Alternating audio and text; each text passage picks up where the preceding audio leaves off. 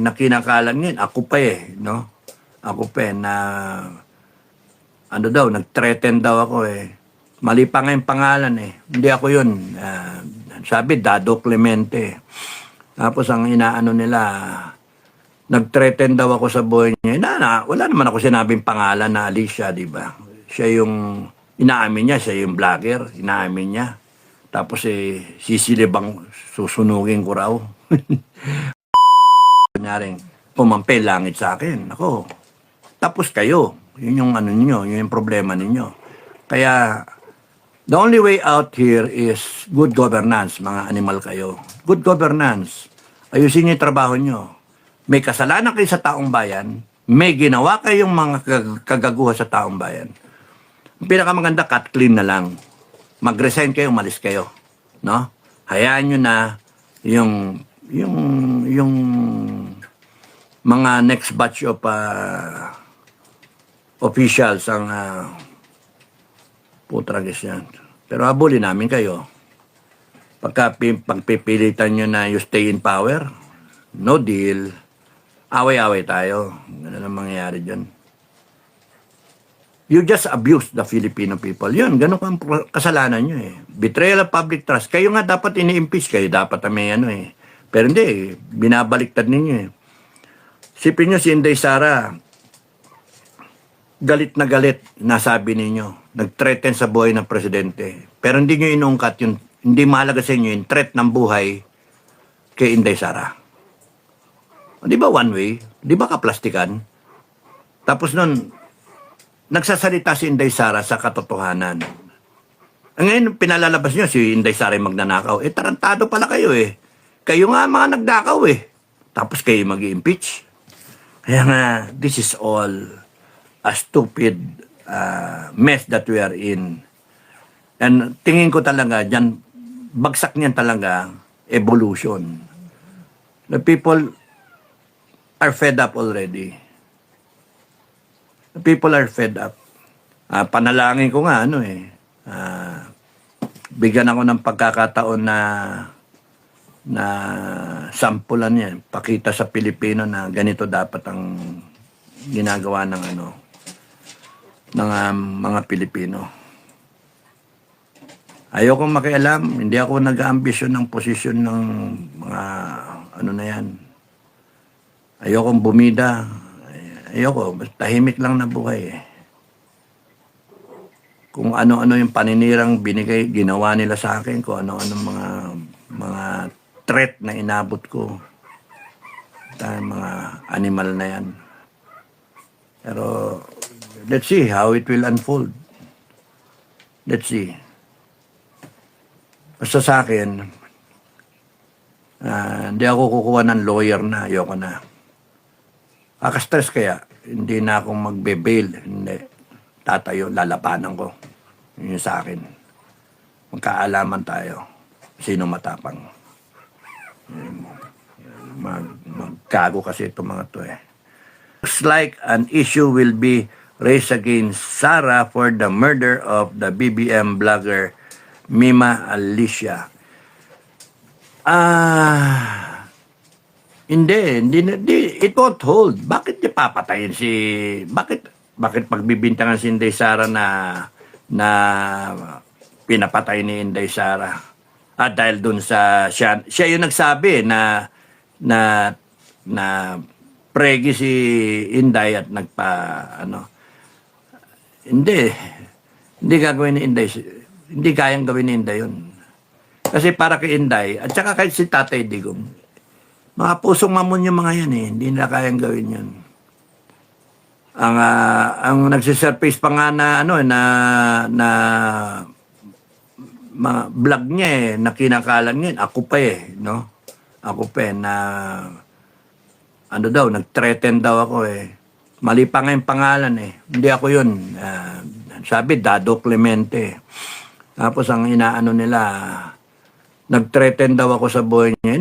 Wala naman ako sinabing pangalan na Alicia, di ba? Siya yung, inaamin niya, siya yung vlogger, inaamin niya.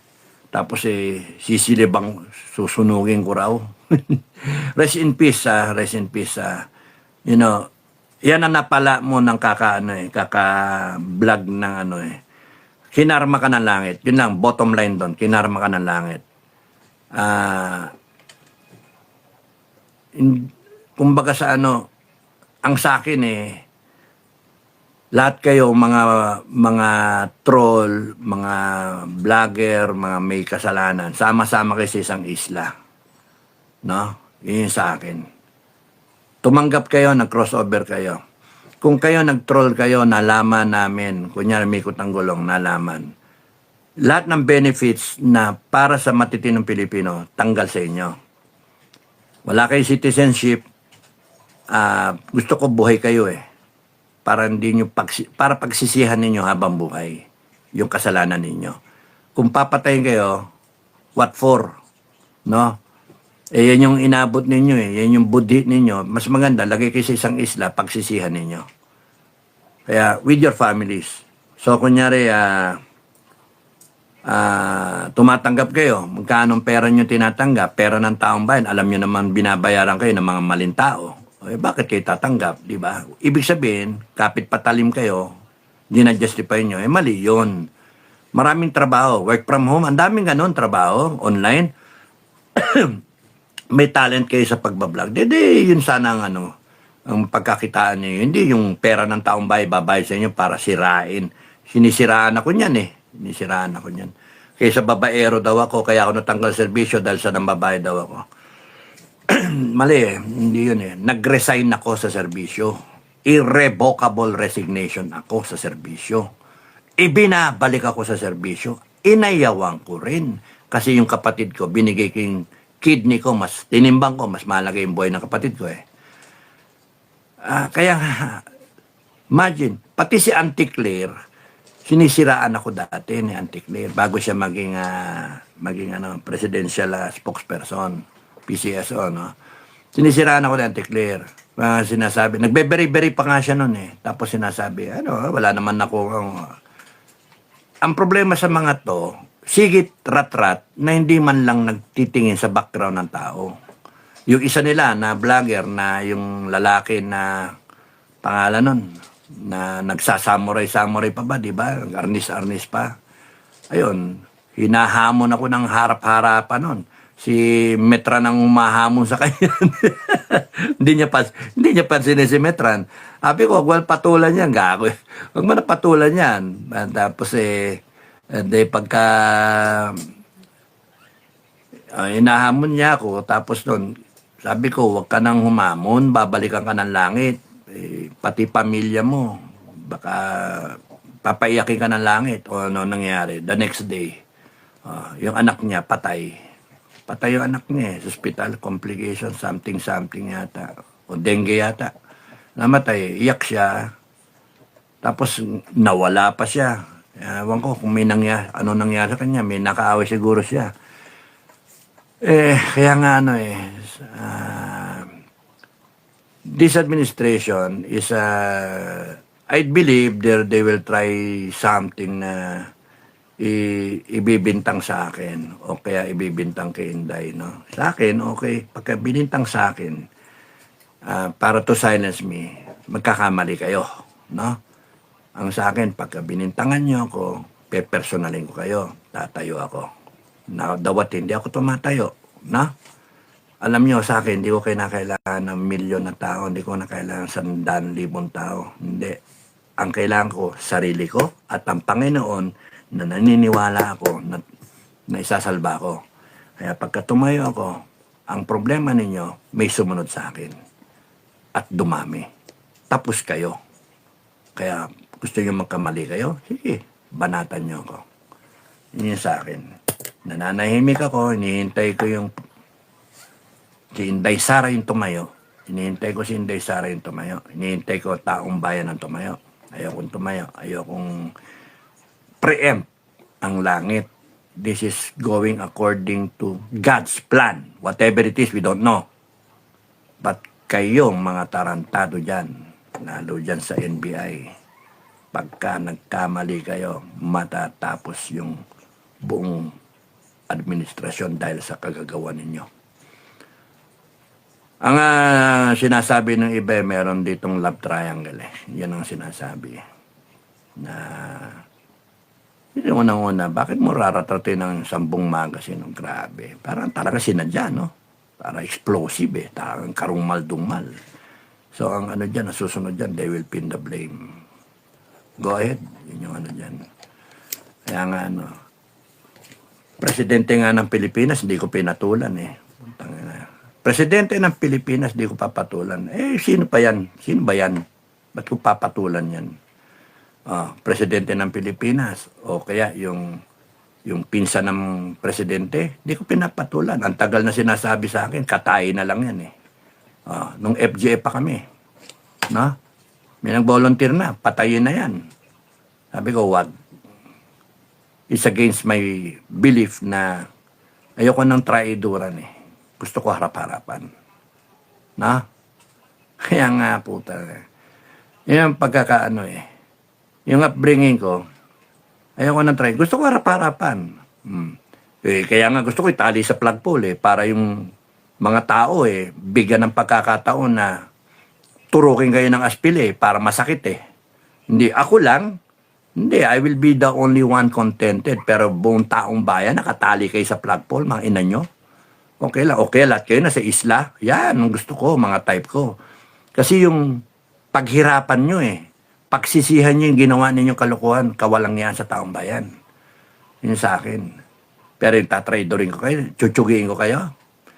Sa akin, hindi ano yun, because satisfaction ko lang yun eh. No?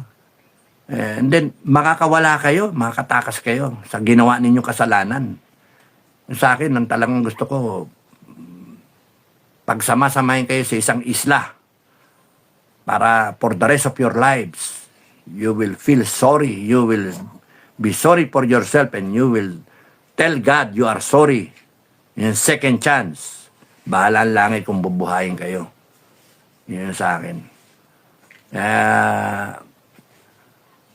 Hanggat masalba nga ang buhay, sinasalba ko pa nang si yung NPA na pinapapatay sa akin. Isabog na raw yun eh. Isabong na. Sorry, matching ako. Matching ako.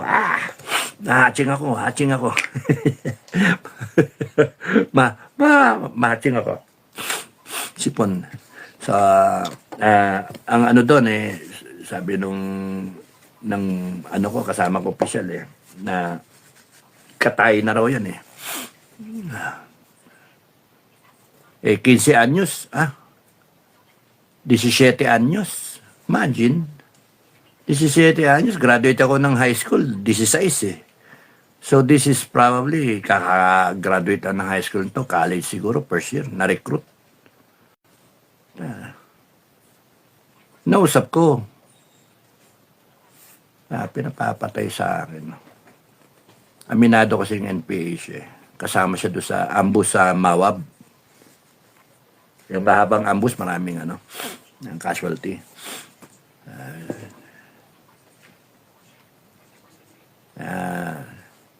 Namatay siya. Dahil sa tataka siya, kinuha niya yung baril and then nasa vlog yan. Nag-aarapan sila ng sundalo. Nung gwardiya ba? Kaya mas maganda talaga yung pagdusahan, mga kababayan. Pagdusahan nila. Lahat niya. Kunyari, imagine may mga congressman nandoon. Nag-uukay sila, nagtatanim sila. Bibigyan lang natin ng buto. Pinakamatipid ba? Bigyan mo ng buto ng palay, bigyan mo ng buto ng mais, maggawa sila ng sarili nila dong diskarte, paano sila mabuhay. What we need is an island that can sustain life. May tubig, may mga vegetation, may mga lupa na patag, na ganun ba. May mga kawayan doon, gawa sila sarili lang bahay nila. Iwanan lang natin sila with some basic tools. Ngayon, pagka gusto nila magpatayan, bala sila magpatayan doon. Tapos yung mga gwardya, nasa labas lang ng isla.